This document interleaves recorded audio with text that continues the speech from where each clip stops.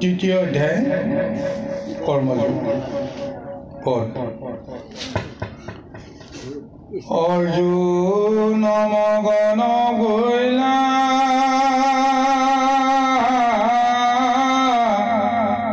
শোক পঙ্কে পৰি স্বভক্তক সাংখ্য যোগে নিস্তাৰিলা হৰি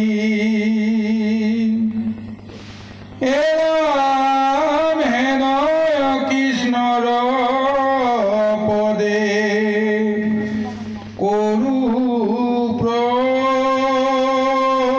প্ৰণিপাত কৰ্মযোগ কৰিব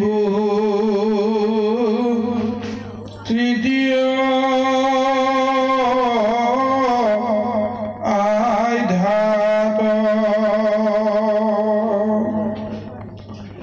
অৰ্জুনে বুলন্ত শুনি উক মহাভান জ্ঞানৰ প্ৰশংসা কৰি কহিলা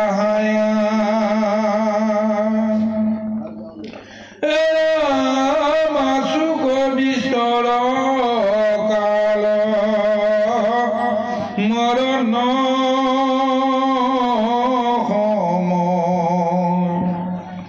ব্ৰহ্ম কস্মৰীয়া মৰি ব্ৰহ্মপদ পায় পাছে আৰু কৰ্ম কৰি বাক পাৰে কোন তোমাৰ বাক্যক বুজি বাক পাৰে কোন যুদ্ধ হিংসাত্মক কৰ্ম ঘূৰাই নিৰ্বাণ তাতে কেনে মুক প্ৰবল তোৱা বাৰম্বাৰ বোলা সতীয়ৰ ধৰ্ম য'ত দেখে প্ৰধান কৰ্ম নকৰিলে আগে নোপজয় জ্ঞান তজু দুইবিধ বাক্য ভ্ৰমে মোৰ মন জ্ঞান কৰ্ম কোন শ্ৰেষ্ঠ কহাজন নাৰদন এই তৃতীয় অধ্যায় গীতাত কৰ্মযোগৰ যি মহাবৰ্ণনা চলিছে এই কৰ্মযোগত যে অৰ্জুন ইতিমধ্যে তেওঁ ম্ৰিয়মান হৈ আছে বিষাদ যোগত সুন্দৰভাৱে বৰ্ণনা কৰিছে যে যি অৰ্জুনে যুদ্ধক্ষেত্ৰ পবিত্ৰ হৈ শত্ৰু নাশ কৰাৰ চলেৰে দুৰ্যোধনৰ সমস্ত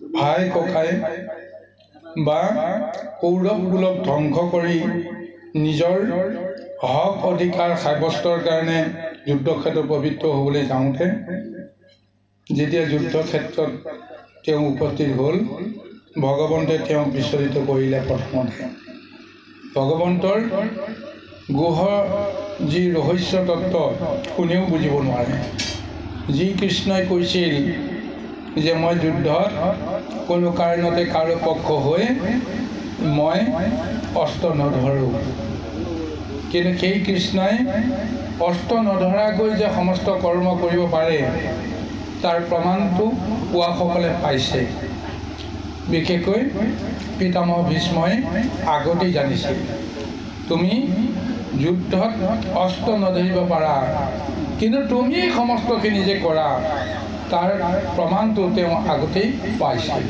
বাৰু যি কি নহওক, অৰ্জুনক বিচলিত কৰি অৰ্জুনৰ জৰিয়তে তেওঁ সমস্ত জগতক এক মহা আধ্যাত্মিক পাৰমাৰ্থিক জ্ঞান দি কৰ্মযুদ্ধ, ধৰ্মযুদ্ধ এই সমস্তৰ মাজত ঈশ্বৰৰ ৰহস্য তত্ত্ব বুজিবৰ কাৰণে আজি এই কুৰুক্ষেত্ৰ মহাযুদ্ধৰ মাজত অৰ্জুনক দ্বিধাগ্ৰস্ত কৰাৰ চলেৰে অৰ্জুনক বুজাই বহাই তেওঁৰ মন বুদ্ধিক ঈশ্বৰমুখী কৰিবৰ কাৰণে বা ঈশ্বৰৰ আজ্ঞামতে সমস্ত কৰ্ম কৰিবলৈ বাধ্য থকাৰ অংগীকাৰ লোৱাৰ এটা ব্যৱস্থাৰে এই গীতা তেওঁক দান দিবলৈ গৈ প্ৰথমতে তেওঁ দ্বিধাগ্ৰস্ত কৰিলে যে ভাই ভাতৃক ইষ্টজনক গুৰু বধ কৰি এই যুদ্ধ মই কেতিয়াও জয় লাভ কৰিব নিবিচাৰোঁ, এই যুদ্ধ জয় কৰি কেতিয়াও মই সুখে শান্তিৰে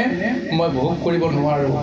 লাগিলে মই যুদ্ধই নকৰোঁ, লাগিলে মই খুজি খাম, লাগিলে মোক যদি কোনোবাই যদি বধ কৰিবলৈ আহে কৰক, তেওঁ জানি বুজি মই নিজৰ ইষ্টজনক বধ কৰিব নোৱাৰোঁ, কুটুম্বজনক বধ কৰিব নোৱাৰোঁ, গুৰুক বধ কৰিব নোৱাৰোঁ, পিতৃক বধ কৰিব নোৱাৰোঁ।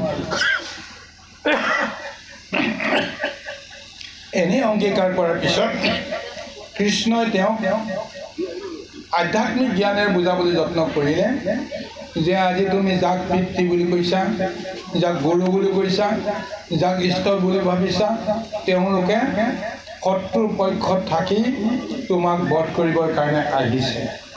গতিকে এইকাৰণে তুমি যিটো জ্ঞান ধাৰণা লৈছা এইটো আচলতে শুদ্ধ নহয়।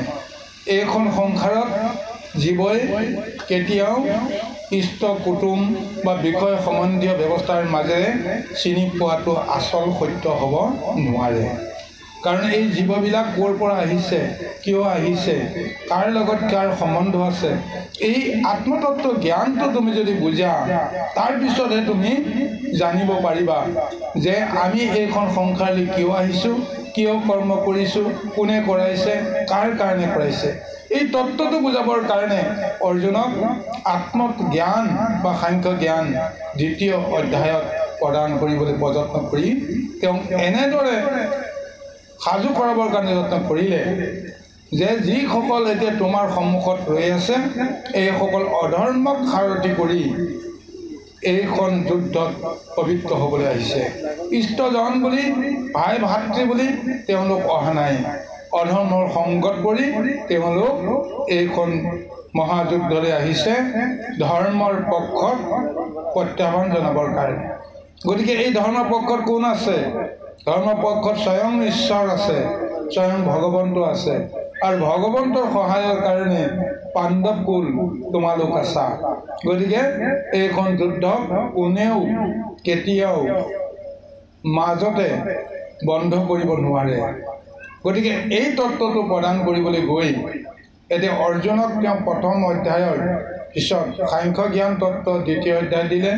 তাৰপিছত সেই সাংখ্য জ্ঞানৰ তত্ত্বত এতিয়া অৰ্জুনে যদিও কৃষ্ণই তেওঁ আত্মতত্ত্বৰে বিশ্লেষণ দি জ্ঞান দিছে, সেই জ্ঞান অৰ্জুনৰ মনত প্ৰৱেশ কৰা নাই। সেইকাৰণে অৰ্জুনক যিটো কৰ্মৰ পন্থ দোহাই দিবৰ কাৰণে এক মহা জ্ঞান দিবৰ কাৰণে এই কৰ্মযোগৰ তত্ত্বটো এতিয়া পদৰ মাজেৰে আগবঢ়াইছে। এতিয়া অৰ্জুনে যিটো কৰ্ম বুলি ভাবিছে, কিন্তু সেইটো কৰ্ম হয়নে নহয়, কিন্তু প্ৰকৃততে কৰ্ম কি, কৰ্মৰ ধৰ্ম ৰক্ষা কৰিবলৈ যাওঁতে আমি কি কৰা উচিত, এই সমস্ত জ্ঞান তত্ত্ব এতিয়া দ্বিতীয় অধ্যায় দিবলৈ, তৃতীয় অধ্যায় কৰ্মযোগৰ জৰিয়তে দিবলৈ গৈ আছে। এইকাৰণে পদত উল্লেখ কৰিছে যে অৰ্জুন মগন ভৰিলা শোক পংকে পৰি স্বভক্তক সাংখ্য যোগে নিস্তাৰিলা হৰি। যি অৰ্জুনে কেৱল এতিয়া শোক আৰু মোহৰ পংকত পৰি তেওঁ মহাচন্ন হৈ তেওঁ কৰ্ম ত্যাগ কৰিবৰ কাৰণে যেতিয়া বাধ্য হৈ পৰিছে, এনেকুৱা এক সময়তে কৃষ্ণই আত্মজ্ঞান তত্ত্ব দি তেওঁৰ মনৰ পৰা সমস্ত দ্বিধা আঁতৰাইছে। আৰু এই কৰ্মৰ বিষয়ে এতিয়া তৃতীয় অধ্যায়ত ক'বলৈ যাওঁতে অৰ্জুনৰ জৰিয়তে এটা প্ৰশ্ন সংশয় ব্যক্ত কৰাইছে যে অৰ্জুনে বুলন্ত কনিয়োগ মহাভাগ জ্ঞানৰ প্ৰশংসা কৰি কৰিলা আগ আশুক বিস্তৰ কাল মৰণ সময় ব্ৰহ্মক স্মৰি মৰে ব্ৰহ্মপদ পায় যে হে প্ৰভু তুমি জ্ঞানৰ প্ৰশংসা তুমি বহুত কৰিলা জ্ঞান মানে আত্মজ্ঞান তত্ত্বৰ কথা কৈছে যিটো প্ৰকৃততে নিজৰ আত্মাৰ পৰা জ্ঞান ইয়াক স্মৰণ কৰাৰ লগে লগেই এই জ্ঞানৰ তত্ত্ব বুজি পোৱাৰ পিছত যে মনুষ্য লোকে বা মায়াত থকা সকলে ব্ৰহ্মপদ পোৱাৰ যোগ্য হৈ পৰে এতিয়া অৰ্জুনৰ মনত শংকা আহিছে যে তোমাৰ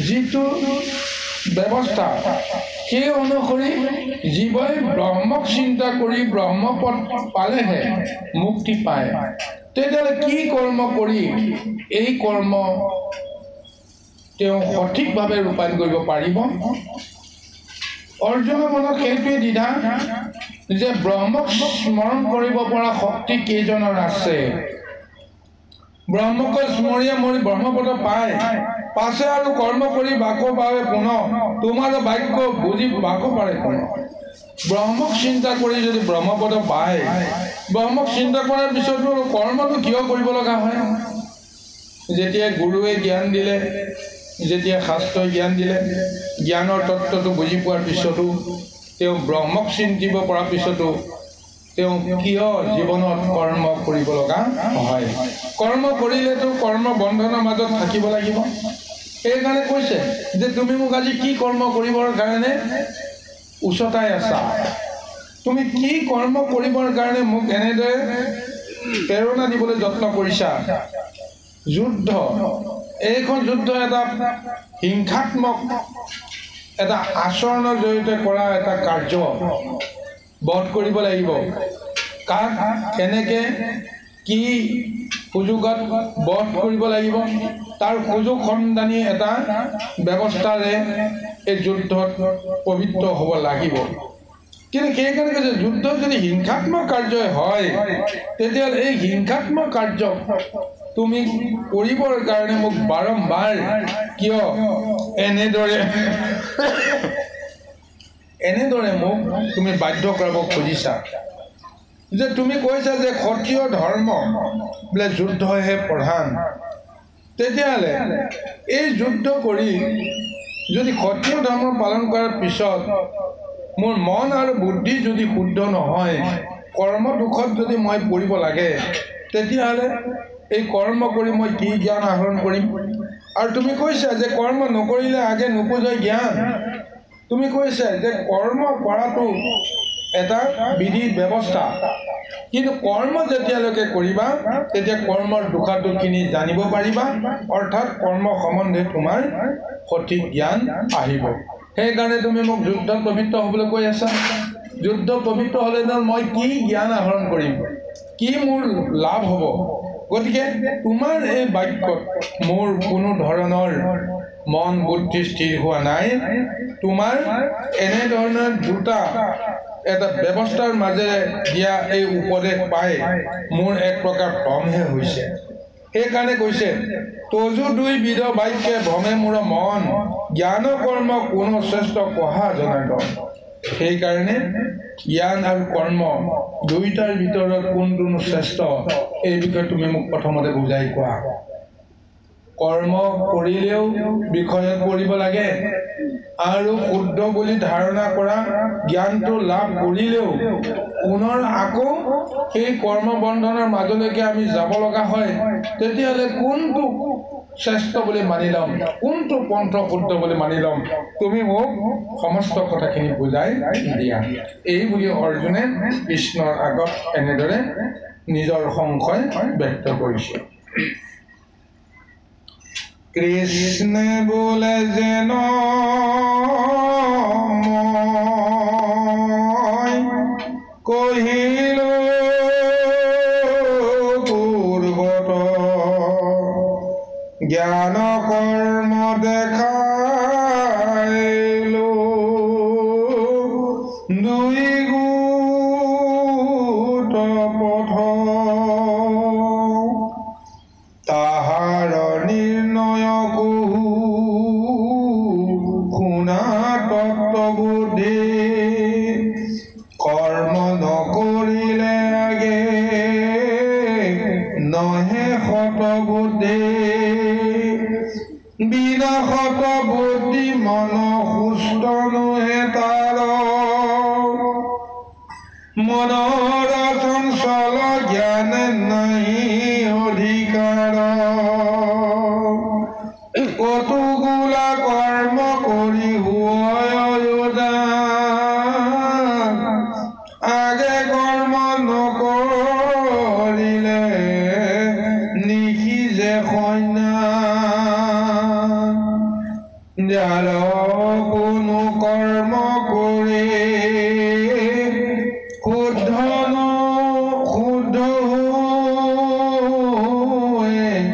মন তাকে কহিলো জ্ঞান জানিবা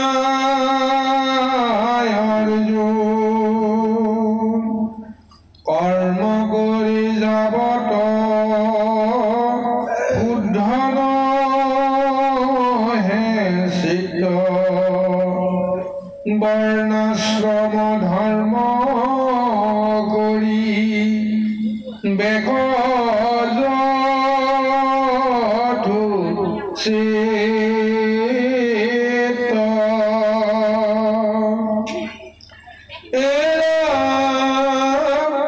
পাৰ্ট বোলে হেন যদি হুৱে ভগৱান তবে প্ৰথমতে কেনে কহিলা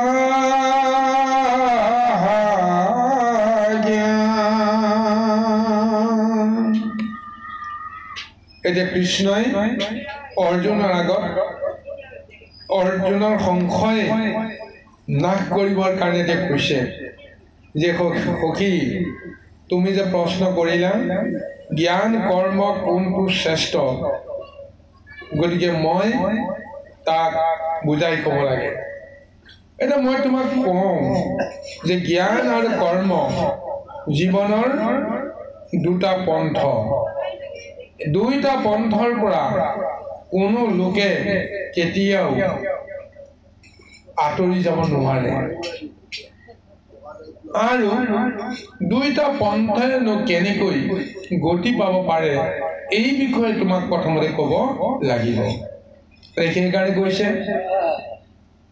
যে তাহাৰ নিৰ্ণয় কহু শুনা তত্ত্ববুদ্ধি কৰ্ম নকৰিলে আগে নহে শতবুদ্ধি আমি যি কৰ্ম কৰিবলৈ যাওঁ কৰ্ম কৰাৰ আগতে আমি শুদ্ধ শুদ্ধি বিচাৰ বিশ্লেষণ কৰিব পাৰিব লাগিব যিটো শতবুদ্ধি বুলি কোৱা হৈছে কিন্তু আমি বিষয় কৰ্মত জড়িত সকলে কৰ্ম কৰাৰ আগত আমি কেতিয়াও শুদ্ধটো সঠিকভাৱে নিজে নিজে নিৰ্ণয় কৰিব নোৱাৰো কি কৰ্ম কৰিলে মোৰ কৰ্মটো শুদ্ধ হ'ব এই ব্যৱস্থাটো কৰ্ম কৰাৰ পিছতহে উপলব্ধি কৰিব পৰা যায় সেইকাৰণে কৈছে কৰ্ম নকৰিলে শতশুদ্ধি বুদ্ধিটো নহয় কাৰণ কৰ্ম কৰাৰ পিছত দুখাদুখবিলাক আমি উপলব্ধি কৰিম কৰ্মটো কৰোঁতে মোৰ কি ভুল হ'ল যে কি ভুলৰ কাৰণে মোৰ কৰ্মৰ দুখ থাকি গ'ল কৰ্মফল মই কিয় ভবামতে মই নাপালোঁ ঠিক এনেদৰে যেতিয়া উপলব্ধি কৰিব লাগিব গতিকে সেই উপলব্ধিটোৰ কাৰণে প্ৰথমতে কৰ্ম কৰিবই লাগিব আৰু কৈছে বিনা শত বুদ্ধি মন সুস্থ নহে তাৰ মনৰ চঞ্চল জ্ঞানে নাই অধিকাৰ যে তুমি কৰ্ম কথা কৈছা নহয় কৰ্ম কৰিবৰ কাৰণে মনটো যদি সুস্থিৰ কৰিব লাগে তেতিয়াহে কৰ্মটো শুদ্ধকৈ কৰিব পৰা যায় কিন্তু সেই মনটো সুস্থি কৰিবৰ কাৰণে তুমি কৰ্মৰ দুখাদুখখিনি নিজেই জানি বুজি ল'ব লাগিব। সেইকাৰণে কৈছে যে কৰ্ম কৰিলে তোমাৰ শতবুদ্ধি উদয় হ'ব। তাৰমানে এনেদৰে কৰ্মটো কৰিলেহে সকলোৰে উপকাৰ হ'ব। এই জ্ঞানটো নিজে উপলব্ধি কৰিব পাৰিব লাগিব। তেতিয়া কি হ'ব? শতবুদ্ধি হ'লে তোমাৰ মনটো সুস্থ হ'ব যে আগতে কৰা ভুলটো মই নকৰোঁ, গতিকে এইবাৰ মই ভালকৈ কৰিম, এই বুলি এটা মনক এক সুস্থতা প্ৰদান কৰিব লাগিব। মন যদি সুস্থ নহয় তেতিয়াহ'লে তেওঁ যি কৰ্ম নকৰক কিয় কৰ্মৰ ফল কেতিয়াও শুদ্ধ নহয়। সেইকাৰণে কৈছে মনৰ চঞ্চল জ্ঞানে নাহি অধিকাৰ। চঞ্চল মনত জ্ঞান ধাৰণৰ অধিকাৰ নাথাকে। কোনোবাই ক'ব তুমি মনে তাক গ্ৰহণ কৰিব নোৱাৰিবা, তেতিয়াহ'লে জ্ঞান তুমি লাভ কৰিও কোনো কাম নাই, যদিহে তোমাৰ মন চঞ্চল হয়। গতিকে সেইকাৰণে কৈছে যে কটুকুলা কৰ্ম কৰি হুৱাই উদাস, আগে কৰ্ম নকৰিলে নিশিছে সন্ন্যাস। কিছু কৰ্ম কৰাৰ পিছত মনটো বোলে উদাস হৈ যায়, যে মনটোৱে নিৰ্ণয় কৰিব নোৱাৰা হৈ যায় আচলতে মই কি কৰিলোঁ কি নকৰিলোঁ, গতিকে কৰ্ম কৰিম নে নকৰিম এনেকুৱা ধাৰণা কিছুমান আহি যায়। গতিকে সেইকাৰণে কৰ্ম সেইটোকে কোৱা হৈছে যিটো কৰ্ম কৰি তুমি নিজৰ মন বুদ্ধি শুদ্ধ কৰিব পাৰিবা। মই যিটো কৰ্ম কৰিলোঁ, মই ভাল কৰ্ম কৰিলোঁ বুলি নিজৰ মনত যেতিয়া তুমি সুস্থ অনুভৱ নকৰিবা, সুখ অনুভৱ নকৰিবা, তেতিয়ালৈকে কৰ্ম কেতিয়াও শুদ্ধ নহয়। কৰ্ম যদি শুদ্ধ নহয় জ্ঞানো শুদ্ধ নহয়। এই কথাটো তুমি জানিব লাগিব। সেইকাৰণে কৈছে যাৰ কোনো কৰ্ম কৰি শুদ্ধ হোৱে মন, তাকে জানিবা জ্ঞান, জানিবা অৰ্থ। গতিকে তুমি জ্ঞান কাক কয় তুমি জানিবা। যিটো জ্ঞান লৈ আমি কৰ্ম কৰিছোঁ এইটো শুদ্ধ জ্ঞান নহ'বও পাৰে, কিন্তু কৰ্ম কৰাৰ পিছত যদি আমি সঁচাকৈ নিজকে নিজে আমি সুখী কৰিব পাৰোঁ, আনন্দিত কৰিব পাৰোঁ, তাকহে কোৱা হৈছে প্ৰকৃত কৰ্ম। আৰু সেই কৰ্মই সন্ন্যাস আনিব পাৰে। কৰ্মফল ত্যাগ কৰাৰ যিটো বাসনা তাকে কোৱা হৈছে সন্ন্যাস। সন্ন্যাস নহ'লে তুমি কেতিয়াও সুখী হ'ব নোৱাৰা। যাৰ কোনো কৰ্ম কৰি শুদ্ধ হৈ মন, তাকে কহিল জ্ঞান জানিব অৰ্জুন। কৰ্ম কৰি জাত শুদ্ধ নহে চিত্ত, বৰ্ণাশ্ৰম ধৰ্ম কৰিবেক যথোচিত। এতিয়া উপায় দিছে যে আমি বিষয়ত মজি থকা সকলে কৰ্ম কৰিও কেতিয়াও কৰ্মৰ দুখৰ পৰা আমি মুক্ত হ'ব নোৱাৰোঁ। কৰ্ম কৰাৰ পিছত নানান ধৰণৰ দুখ ত্ৰুটি নিজৰ চকুতে ধৰা পৰে, কিন্তু তেতিয়া আমি কি কৰিম? আমিতো জানিছোঁ যে এইটো কৰ্ম এনেদৰে কৰিব লাগে, কিন্তু কৰ্মটো কৰিবলৈ যাওঁতে সেইটো কৰ্ম হৈ নুঠে। গতিকে সেইকাৰণে আমি যদি শুদ্ধভাৱে কৰ্মটো কৰিব লাগে তেতিয়াহ'লে বৰ্ণাশ্ৰমৰ সমস্ত ধৰ্ম আমি পালন কৰিব লাগিব। গতিকে কি কি বৰ্ণৰ কি কি কৰ্ম প্ৰথমতে আমি সেইখিনি জানি ল'ব লাগে। এতিয়া ইয়াৰ পিছত এতিয়া অৰ্জুনৰ মনত আৰু এটা সংশয় হৈছে, সেই সংশয়টো এতিয়া পুনৰ তেওঁ ব্যক্ত কৰিব। পাৰ্থে বোলে হেন যদি হুৱে ভগৱান,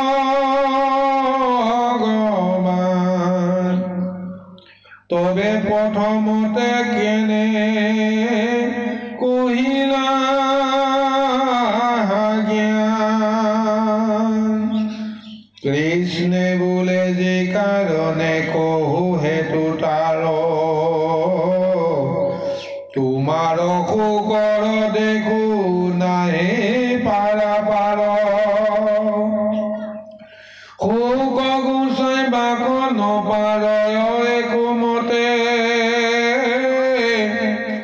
এতে কতে সাংখ্য জ্ঞান দিলো প্ৰথমতে। জ্ঞানী বায় জ্ঞানী যতয় আশয় সংসাৰে, বিনা কৰ্মে ক্ষণ মাত্ৰ থাকিতে নপাৰে। প্ৰকৃতিৰ তিনি গুণ স্বভাৱ পূৰ্বৰ সকলো গুণৰ অৱশ্য লোক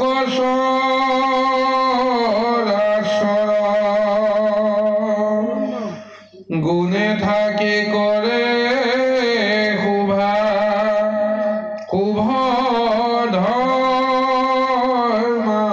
ধৰ্ম পূৰ্বৰ সংস্কাৰ যে গুণী কৰে কৰ্ম। এতিয়া অৰ্জুনে পুনৰ কৃষ্ণক ক'লে যে প্ৰভু যদি সেইটোৱেই সত্য হয় যে প্ৰকৃত জ্ঞানহে আচলতে কৰ্মশুদ্ধি কৰিব পাৰে, তেতিয়াহ'লে তুমি প্ৰথমতে কিয় এই কথাষাৰ মোক কোৱা নহ'ল যে তুমি এই মহাজ্ঞানৰ কথাটো তুমি প্ৰথমতে কিয় ক'লা? কৰ্ম কৰিলেহে যদি জ্ঞান যদি শুদ্ধ হয় তেতিয়াহ'লে কৰ্ম কথাটো প্ৰথমতে আপুনি মোক ক'ব লাগিছিল। তাৰ উত্তৰত কৃষ্ণই ক'লে যে সখী, তোমাৰ শোকৰ যিটো প্ৰভাৱ তোমাৰ পাৰাপাৰি নাইকিয়া হৈ যায়। তোমাক মই বুজাই দিবৰ কাৰণে যত্ন কৰিছোঁ, কিন্তু তুমি নিজৰ শোক আৰু মোহ এনেদৰে তুমি ধাৰণ কৰি আছা যে তোমাক মই কোনো কাৰণতে কৰ্মশুদ্ধিৰ বিষয়ে জ্ঞান শুদ্ধিৰ বিষয়ে ক'বলৈ মই সুযোগ নাপালোঁ। যাৰ কাৰণে মই প্ৰথমতে তোমাক সাংখ্য জ্ঞান তত্ত্ব প্ৰদান কৰিলোঁ, কিন্তু সেই সাংখ্য জ্ঞান তত্ত্ব এতিয়া তুমি বুজিব পৰা নাই। এতিয়া তোমাৰ মনততো অন্তত এটা প্ৰশ্ন আহিছে যে আচলতে কোনটো শুদ্ধ কোনটো ভুল, তাৰ এটা বিশ্লেষণ আহিছে। এতিয়া মই তোমাক ক'ব পাৰিম। সেইকাৰণে মই তোমাক এতিয়া ক'ব বিচাৰিছোঁ যে জ্ঞানী বা অজ্ঞানী যত আছে সংসাৰে বিনা কৰ্মে ক্ষণমাত্ৰ থাকিব নোৱাৰে। এইখন সংসাৰত যিমানেই জীৱৰ জন্ম হৈছে কোনেও কৰ্মহীনভাৱে অকণমান সময় থাকিব নোৱাৰে। কিবা নহয় কিবা প্ৰকাৰে তেওঁ কিবা এটা কৰ্মত তেওঁ জড়িত থাকিব। সেইকাৰণে কৈছোঁ যে এই কৰ্ম কিয় কৰিব লগা হয়? মনুষ্যই জীৱসকলেনো কৰ্ম কৰিবৰ কাৰণে জন্ম ল'ব লগা হয় কি কাৰণে? প্ৰথমতে তুমি এইটো তত্ত্বটো জানি লোৱা যে প্ৰকৃতিৰ তিনি গুণৰ স্বভাৱ পূৰ্বৰ সকলো গুণৰ অৱশ্য লোক চৰাচৰ। সংসাৰত জন্মগ্ৰহণ কৰাৰ সূত্ৰে প্ৰকৃতিৰ জীৱবিলাক তিনিটা গুণৰ মাধ্যমত তেওঁলোকে কৰ্ম কৰিব লগা হয়। পূৰ্বৰ জন্মত যিবোৰ কৰ্ম কৰিছিল তাৰ প্ৰভাৱ লৈ এই জন্মত তেওঁলোকে কৰ্ম কৰিব লাগিব। গুণৰ মাজত থাকিয়ে সত ৰজ তম তিনি গুণৰ মাজত থাকিয়ে জীৱসকলে কৰ্ম কৰিব লাগে। কিন্তু এই কৰ্মৰ মাজতে শুভ কি অশুভ কি ধৰ্ম কি অধৰ্ম কি এই সমস্ত তিনি গুণৰ মাজেৰে কৰ্ম কৰাৰ জৰিয়তে সাধন কৰিব পৰা যায়। আৰু কোনে কি কৰ্ম কৰিব, কোনে কি ধৰ্ম আচৰণ কৰিব তাৰ নিৰ্ণয়টো এইটো জন্মত নহয়, পূৰ্ব জন্মৰ সংস্কাৰ সূত্ৰেহে এইটো জন্মত জীৱবিলাকে কিছু কিছু কৰ্ম পবিত্ৰ হ'ব লগা হয়। সমস্ত বিলাকৰ একেটা কৰ্মতে সকলোৱে কেতিয়াও কৰিব লগা নহয়। জীৱৰ ভাগ আছে বুলি পেলাই যে আমি কওঁ, ভাগৰ কাৰণটো হৈছে পূৰ্ব জন্মৰ সংস্কাৰ। সেইকাৰণে যদি পূৰ্ব জন্ম সংস্কাৰত আমি ৰজাৰ ঘৰত জন্মগ্ৰহণ কৰোঁ, জন্মগ্ৰহণ কৰাৰ দিনাখনৰ পৰা ৰাজনীতিৰ জ্ঞান আমাৰ মনলৈ আহিব। ৰাজনীতিক এই কৰ্মৰ দৰ্শন আমি লাভ কৰিব লাগিব। যদিহে পূৰ্ব জন্ম সংস্কাৰ আছে তেতিয়াহ'লে আমি হয়তো কোনোবা খেতিয়কৰ গৃহত জন্মগ্ৰহণ কৰি কেনেকৈ খেতি পথাৰৰ কৰ্মখিনি কৰিব লাগে তাৰ জ্ঞানটো আমি লাভ কৰিম। কোনোবাই মুচিৰ ঘৰত জন্মগ্ৰহণ কৰিব, জন্মগ্ৰহণ কৰাৰ সূত্ৰে তেওঁ কেনেকৈ মৰা জন্তুৰ চামৰাৰ লগত সম্বন্ধ কৰি এটা বুদ্ধি বৃত্তি অৰ্জন কৰিব, তাৰ কাৰণে তেওঁলোকে জন্মগতভাৱে তাৰ শিক্ষা গ্ৰহণটো কৰিব। এয়া কৰ্ম সমস্ত লোকে কেতিয়াও নিজৰ কৰ্ম বুলি কেতিয়াও সকলোকে আদৰি নলয়। মুচি কৰ্মত জড়িত থকা সকলক অন্য কৰ্মত তেওঁলোকৰ ভাগ নাই বুলিয়ে হয়তো বহুতে আমি ক'ব লাগিব। ৰাজনীতি কৰা কৰ্মত সাধাৰণজনৰ ইয়াত কাম নাই বুলিয়ে আমি হয়তো ক'ব লাগিব। কিন্তু জীৱৰ জন্মৰ সূত্ৰে সেই সংস্কাৰটো যিহেতু লাগি আহিছে, সেই অনুসাৰেহে প্ৰভু ভগৱন্তই দিয়া এই নিৰ্দেশনা অনুসৰি কৰ্মৰ যিটো বিভাগ, সেই বিভাগৰ অনুসাৰে কৰ্ম কৰিব লাগিব। বিশেষকৈ ভগৱন্তৰ যিটো 4টা জাতি দিয়া আছে, ব্ৰাহ্মণ, ক্ষত্ৰিয়, শূদ্ৰ আৰু বৈশ্য, এই 4টা জাতি জন্মগ্ৰহণ কৰি প্ৰত্যেকৰে নিজৰ নিজৰ জাত কৰ্মৰ ব্যৱস্থাৰে জ্ঞান আহৰণ কৰিব লাগিব আৰু সেই কৰ্মৰ মাজেৰে নিজৰ মন বুদ্ধি এটা সাত্বিক ৰূপ দিব পাৰিব লাগিব। গতিকে এই তত্ত্বটোকে এতিয়া কৈ আছে স্বৰূপে অজ্ঞানী